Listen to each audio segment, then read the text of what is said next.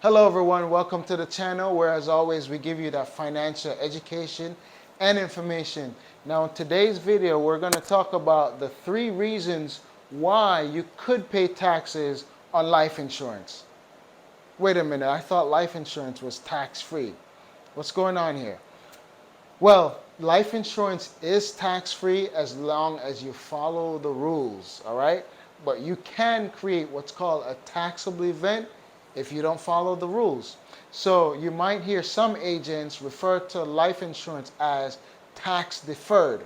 And that's the technical term for it because tax free is different from tax deferred, right? If you follow me on Instagram, you'd always see me talk about, not liking tax deferred vehicles.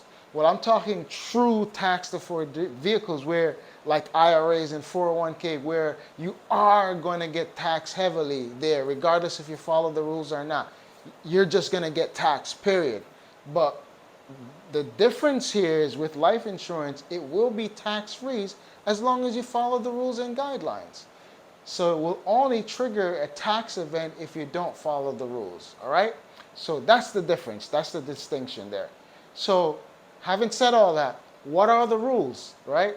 So let's talk about the 3 taxable events.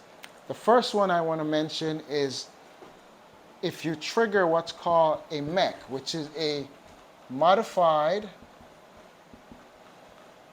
endowment contract. What does that mean? This is a guideline, a limit that the IRS sets to make sure that you are not taking too much advantage of life insurance and using it like an investment. All right?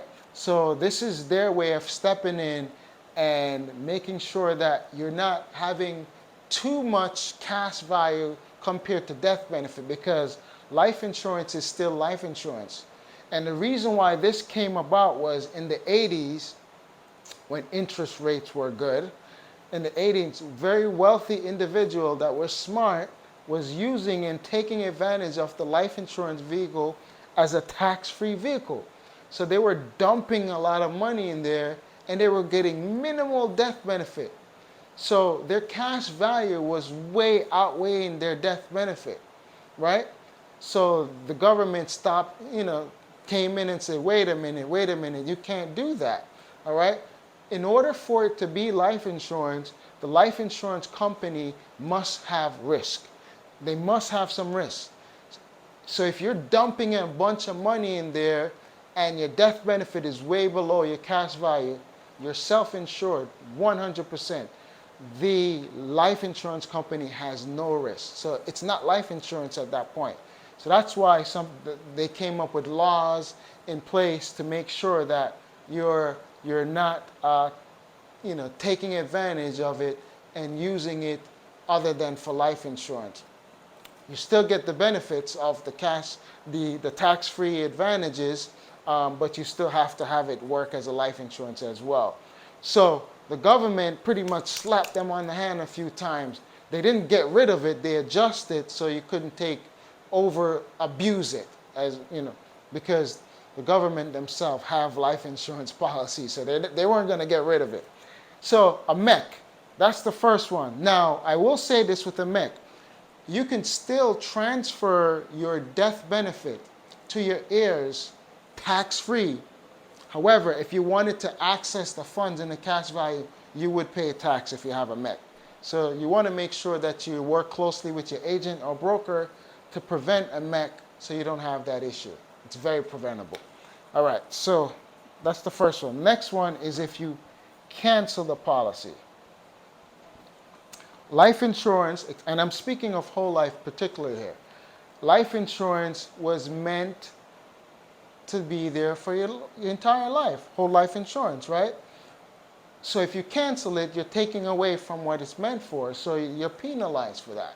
So you had tax-free growth in there, you're going to lose that if you cancel it. You can only get that if you keep it there, right?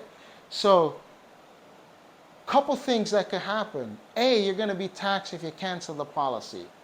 B, depending on when you cancel the policy, like if you canceled it earlier in the premium payment years, you might get a surrender charges because that's determined by how long into the policy you are for you to get surrender charges. So you might get surrender charges. And C, if you cancel it before age 59 and a half, the IRS is also going to give you a 10% penalty. So not only are they taxing you if you cancel it, they're giving you a penalty as well, an additional penalty other than paying taxes, and a penalty for canceling it before 59 and a half. And then the insurance company will charge you surrender charge if it's canceled earlier in the policy premium years, typically less than 10 years. So you don't want to do that. That could be the worst thing you do. So that's why it's important when you're getting a whole life policy or a permanent life insurance policy, you want to get something that you know you can afford. Or get something that's very flexible that in years where cash flow is kind of low, you can still get that policy going and it can still keep going without having to getting in trouble where you feel like, hey, I have to cancel this policy because I can't pay for it anymore. All right, so definitely want to do that. The next one is, the third and final one is if your policy lapse. What does that mean? It means that you decide that you were just going to stop your obligation of paying premiums. Or it could also lapse if you have a loan, if you took a loan out early in the policy and the cash value haven't grown enough yet to run the policy by itself without you paying back the loan. That could cause a lapse as well. So the lapse basically means the policy is not being funded to keep it going. So instead of you canceling it here, hey, Mr. and Mrs. Insurance Company, I want to cancel. Instead of saying that, you just stop paying premium, right? So if the premium is not there to continue the policy, you're not doing what you're supposed to do, you will lose your policy. So it will lapse. So when it lapses, if you have cash value in there, that will be taxed, okay? Because again, you're not doing what you're supposed to do with what the life insurance was meant for. So you would lose that tax-free growth and advantage if you do other than that. So these are the rules, guys. You just got to follow these rules. If you're a good boy or girl, follow the rules. You'll be fine, all right? So again, just to recap, a Mech, a modified endowment contract. You want to work with your agent to make sure that that's in place and that you're not going past there. You're not triggering a Mech for anything. You're not putting too much money into it and having too little insurance. So you want to make sure you keep that in line. Next, you don't want to cancel it. I already went through the 3 things that could happen. A, you're going to pay taxes. B, the insurance company might charge you surrender charge. And C, the IRS might charge you a 10% penalty if it was canceled between 59 and a half.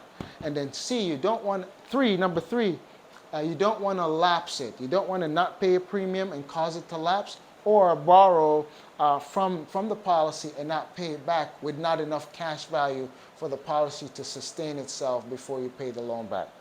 Hope that makes sense to you guys. Hope the information was insightful and valuable. And as always, if you find the video valuable, go ahead and like the video.